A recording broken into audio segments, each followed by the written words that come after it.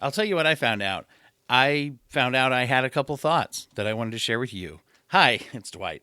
This is the Broken Brain Monday mental health tip. And I have thoughts from a couple of interviews that you're going to hear coming up soon. The first one is from Elio Zarmati, who is a retired filmmaker. He's a journalist, and he is the author of a new book called Goodbye Tahrir Square, where he talks about growing up in his youth in Egypt, growing up there and going through the experience of there being civil unrest and war and all those kinds of things. And you're going to hear more about that. The second interview that prompted the thought for today is with independent filmmaker Chris Octor and his movie The Stand about the people, the Haida people, his people, indigenous people in Canada, and some hard work they did over a long span of time, starting in the 1980s, to reclaim rights to and some agency and empowerment over how land and logging development was used in their home area of Lyle Island. These are both fascinating interviews and stories. You're going to hear those coming up the next few weeks, but they got me thinking, especially about a time when things aren't feeling so hot or when you feel scared or worried about things that seem to be out of your hands and, in fact, are out of your hands.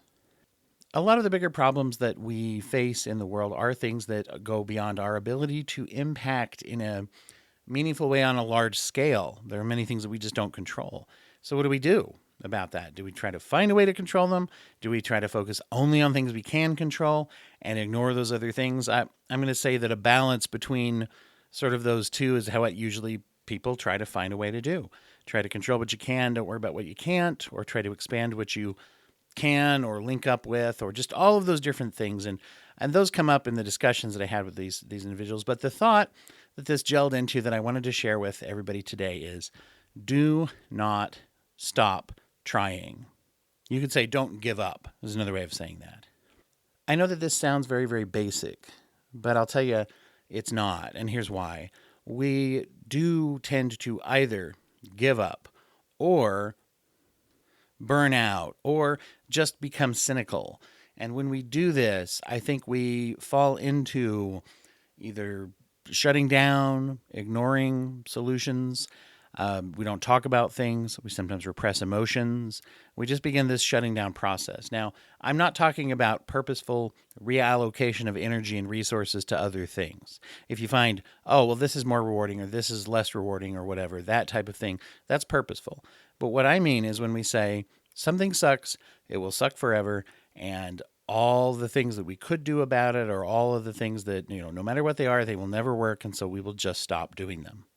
I think you'll pick up the same lesson from these two interviews that are coming up. But what I am seeing of people who are fighting good fights, fights that are worth fighting out there today, whether it is organizing, educational efforts, getting people involved, grassroots political movements, people that are,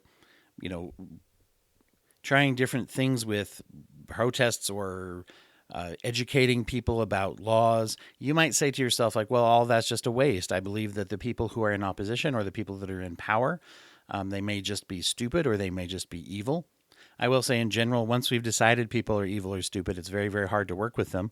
Ask anybody who does anything in the field of politics or public education or, even in the industry of counseling and things like that. When we have decided that a person, a situation, or a problem is completely evil or completely beyond reason, then that does make us tend to stop trying. However, let me throw this on here too. What if, even if, there are forces out there, individuals or efforts or causes or feelings that are evil and stupid? They're always going to be. Does that mean we should stop trying? I think you should ask anybody who has been a long-time member of a marginalized community. And I'm going to throw this out there that I think those of us that exercise the option to completely give up, many times that comes from a privileged state of mind. Now, I'm not trying to throw anybody under the bus here except myself, but I know that having had a life where you have the luxury to be frustrated and take your ball and go home is just frankly not a luxury that everybody has. Can I take a week or a month or a year or more off of paying attention to horrible things in the media? Well, some of that depends on how much those things affect me directly or not. And I just want to say that I have noticed this in myself is that those of us who say, well, I just give up then. Well, okay, but that's a luxury that you might have because of where you live, what you have, how you look, how you were born, and how much those things tend to get you into a situation where you are getting confronted and having your rights taken away every single day. Okay. And I'm a middle class, white, straight, cis dude. So therefore, I know that there are a lot of things that I could just close my mouth and close my eyes and glide through, and people aren't going to notice and wouldn't associate things with me. Is that all problems? Well, of course not. And many of those things I opt in to caring about, but I don't see how you can if you're not, if you're a human being, how can you just ignore things that are there, right? I think a lot of us feel that way, but let's be honest with ourselves.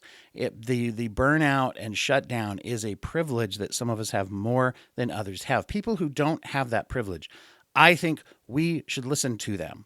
We should hear what it's like to have to get up every day and to go out and still participate in your life when you are having to face things. You don't have the option to just ignore. You have to find ways to deal, to work, to continue to fight. And some of the things that this taught me in these last couple of interviews, when I talked to Chris about his film and how the Native people in Lyle Island went back every single day and did the same thing that, air quotes here, didn't work. And they just kept doing it because it was the right thing to do. And you'll hear more of that if you get to see this documentary of how eventually there were successes. And I think you can see the same thing in any fight for civil rights, any rights for racial equality, for sexual equality, for gender ideology and equality, for sexual orientation. Any group that has won victories, they've done it by being frustrated, by being shut down and knocked down over and over and over. And if we can't stand there with them and be frustrated, we're not really helping.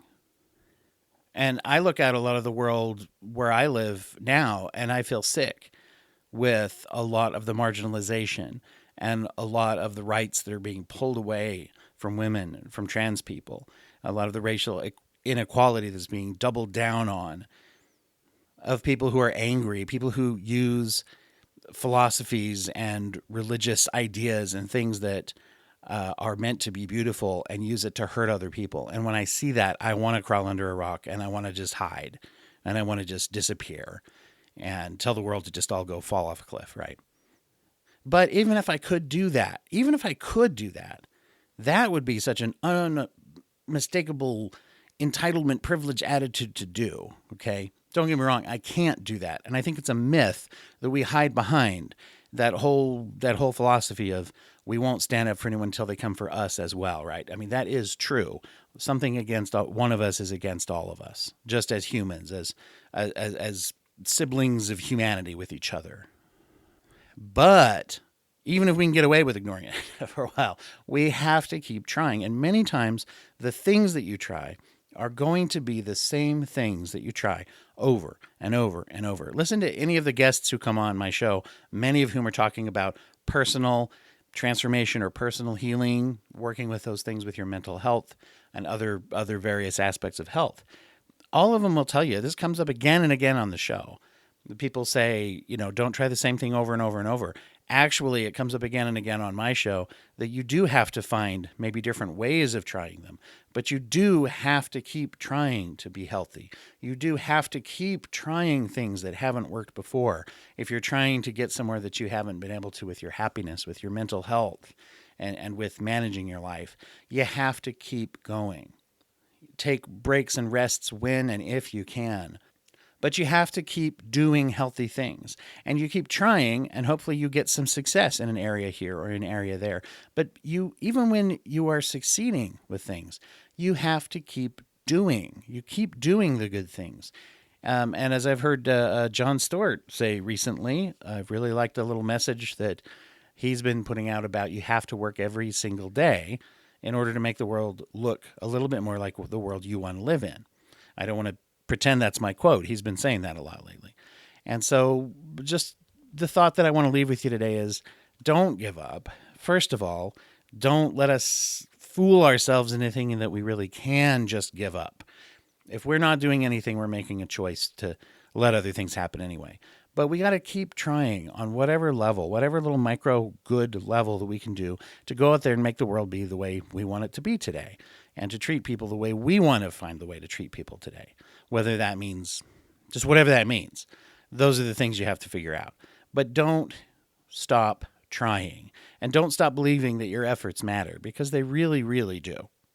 I'm sure you're going to love those interviews that I have coming up. You're going to actually hear those over here coming up in the next couple weeks.